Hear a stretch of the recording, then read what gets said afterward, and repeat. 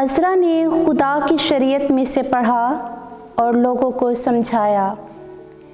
नहमिया की किताब 8 बाब 2 ता 6, 8 ता 10।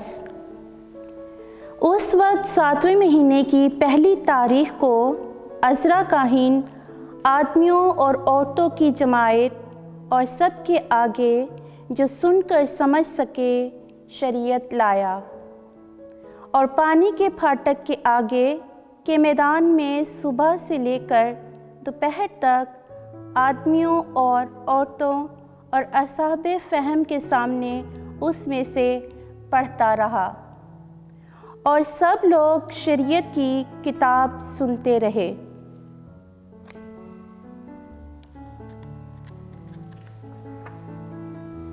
और अज़रा फ़किया एक चौबी मिंबर पर जो उसी काम के लिए बनाया गया था खड़ा हुआ और अज़रा ने सब लोगों के सामने किताब खोली क्योंकि वह सब लोगों से ऊंचा था। तो जब उसने उसको खोला सब लोग खड़े हो गए और अज़रा ने खुदावन खुदाए अज़ीम को मुबारक कहा। तो तमाम लोगों ने अपने हाथ उठाकर जवाब दिया, आमीन आमीन। और औंधे मुँह ज़मीन पर झुककर उन्होंने खुदावन को सजदा किया। उन्होंने खुदावन की शरीयत की किताब में से साफ साफ पढ़कर माने बताए तो उन्होंने अबारत को समझा। पर नहमिया और अज़रा फ़किया और उन लावियों ने जो लोगों को समझाते थे सब लोगों से कहा, आज का दिन खुदावन तुम्हारे खुदा के लिए मुक़द्दस है। तुम गम ना करो और मत रो, क्योंकि सब लोग शरीयत की बातें सुनकर रो रहे थे। और उसने उनसे कहा, जाओ उम्दा चीज़ें खाओ और शरबत पियो, और जिनके पास कुछ तैयार नहीं उनको हिस्से भेजो, क्योंकि आज का दिन तुम्हारे खुदावन के लिए मुक़द्दस है। बस गम ना करो, क्योंकि खुदावन की खुशी तुम्हारी कुव्वत है। पाक कलाम के पढ़े और सुने जाने पर खुदा की बरकत हो, खुदा का शुक्र हो। जमायती जवाब, आए खुदावन तेरी बातें रूह हैं और ज़िंदगी भी। खुदावन की शरीयत कामिल है, जान को बहाल करने वाली है।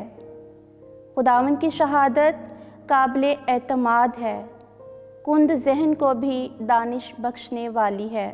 जमायती जवाब, आए खुदावन तेरी बातें रूह हैं और ज़िंदगी भी। खुदावन के कवायद रास्त हैं और वो दिल को मसरूर करने वाले हैं। खुदावन का हुक्म साफ़ है, वो आँखों को रोशन करने वाला है। जमायती जवाब, आए खुदावन तेरी बातें रूह हैं और ज़िंदगी भी। खुदावन का खौफ पाक है, वो अबद तक कायम रहने वाला है। खुदावन की क़ज़ाएँ बरहक हैं, सब की सब रास्त हैं। जमायती जवाब, आए खुदावन तेरी बातें रूह हैं और ज़िंदगी भी। मेरे मुँह का कलाम और मेरे दिल का ख्याल तेरे हजूर मकबूल हो। आए खुदावन, आए मेरी चट्टान, आए मेरे मुखलिस। जमायती जवाब, आए खुदावन तेरी बातें रूह हैं और ज़िंदगी भी। तुम सब बाहम मिलकर मसीह का बदन हो, लेकिन हर एक उसका मुख्तलिफ अज़ू है। मुक़द्दस पौलुस रसूल का पहला ख़त करंथियों के नाम 12 बाब 12 ता 30 आए। आए भाइयों, जिस तरह बदन एक है और उसके अज़ा बहुत से हैं, और बदन के सब अज़ा अगरचा बहुत हैं तो भी बाहम मिलकर एक ही बदन है।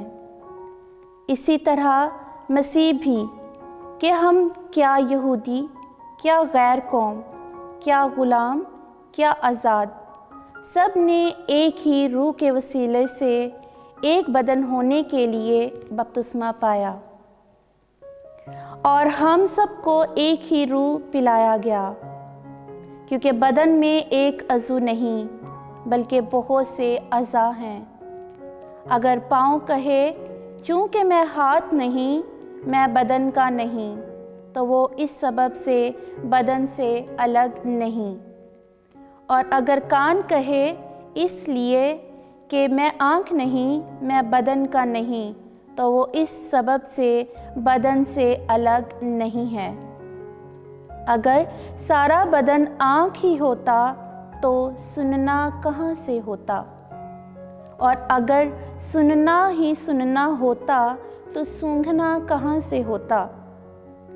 फ़ी अल हकीकत खुदा ने हर एक अज़ू को बदन में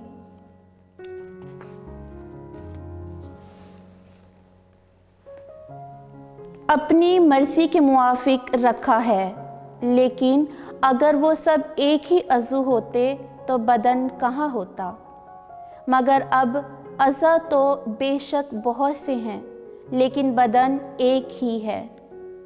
आँख हाथ से नहीं कह सकती कि मैं तेरी मोहताज नहीं, और ना सर पाँव से कि मैं तुम्हारा मोहताज नहीं, बल्कि बदन के वो अज़ा जो ज़्यादा कमज़ोर मालूम होते हैं ज़्यादा ज़रूरी हैं, और बदन के जिन अज़ा को हम ज़्यादा ज़लील जानते हैं उन्हीं को ज़्यादा इज़्ज़त देते हैं।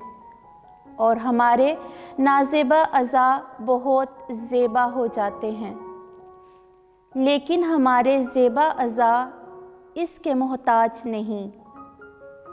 मगर खुदा ने बदन को इस तरह मुरक्कब किया है कि नाज़ेबाई को ज़्यादा हुर्मत हासिल है,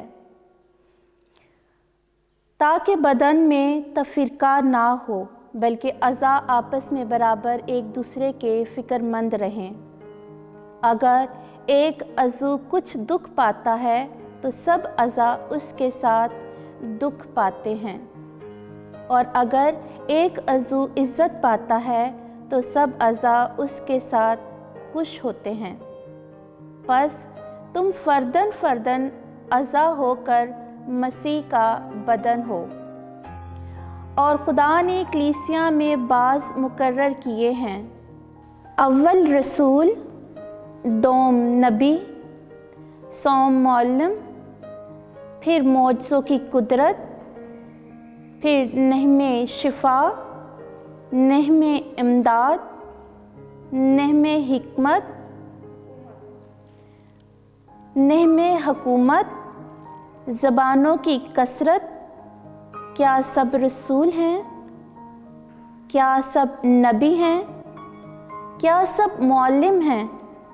क्या सब मौजज़े दिखा सकते हैं? क्या सबको नेमते शिफा हासिल है? क्या सब तरह तरह की ज़ुबानें बोलते हैं? क्या सब तर्जुमान हैं? पाक कलाम के पढ़े और सुने जाने पर खुदा की बरकत हो। खुदा का शुक्र हो।